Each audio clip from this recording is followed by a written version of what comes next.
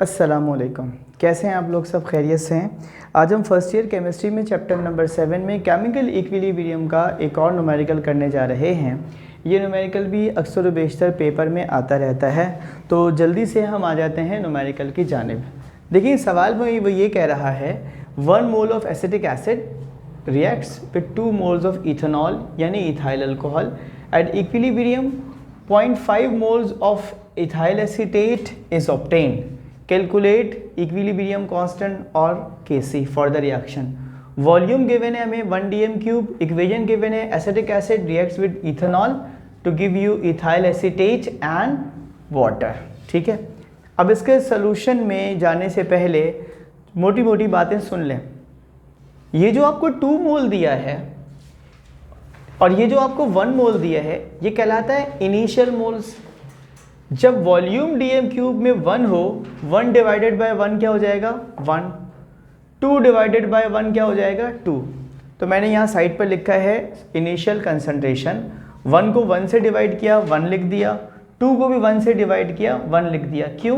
क्योंकि मोल divided by volume in decimetre cube होता है किसके बराबर? कंसंट्रेशन के। बेटे जब रिएक्शन शुरू होता है, टाइम 0 होता है, उस वक्त आपका प्रोडक्ट क्या होता है? 0। तो हमने प्रोडक्ट इथाइल एसीटेट की कंसंट्रेशन ली है 0, वाटर की कंसंट्रेशन ली है 0। ठीक है जी। अब आ जाइए इक्विलिब्रियम पर। सवाल में हमें गिवन था कि eight equilibrium 0.5 mole of ethyl acetate was obtained. वो ये रहा। ठीक है, ये जो आपके पास गिवन है ना 0.5 मोल्स ऑफ इथाइल एसीटेट, मैंने 0.5 को 1 से डिवाइड किया, 0.5 आ गया। अब इक्विलिब्रियम के न्यूमेरिकल्स का रूल है कि प्रोडक्ट के नंबर ऑफ मोल्स क्या होते हैं? बराबर। तो जितना आपके इथाइल एसीटेट के मोल्स होंगे उतने ही मोल्स की कंसंट्रेशन किसकी लेनी पड़ेगी? वाटर की।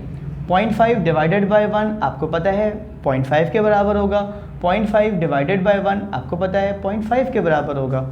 अब यही 0.5 आप क्या करोगे? यहाँ माइनस करेंगे। देखिए 1 आपके पास इनिशियल था ना, और 0.5 आपके पास इक्विलिब्रियम पर आ गया।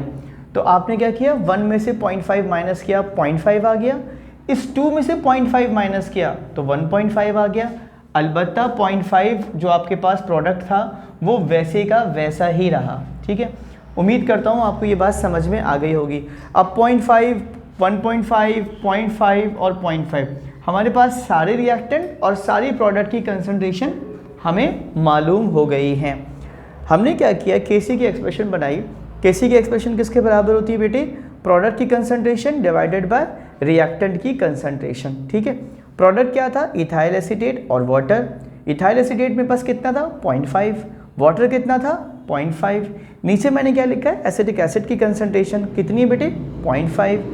इथाइल अल्कोहल की कंसंट्रेशन कितनी? इथेनॉल की 1.5। देखिए ये 1.5 था। ठीक है, तो 0.5 इंटू 0.5 डिवाइडेड बाय 0.5 इंटू 1.5 आपके पास आंसर आ गया 0.333 मोल्स। ठीक है, तो इस तरह से आपने Kc की वैल्यू मालूम कर ली। कंसंट्रेशन है, इसकी यूनिट है मोल पर dm³, इसकी भी यूनिट है मोल पर dm³। तो इसका मोल पर dm³, इसके मोल पर dm³ से क्या हो गया है? कैंसिल। देखिए इसका मोल पर dm³ मोलारिटी इसकी मोलारिटी से कैंसिल हो गया। इसका मोल पर dm³ इसकी मोल पर dm³ से कैंसिल हो गया।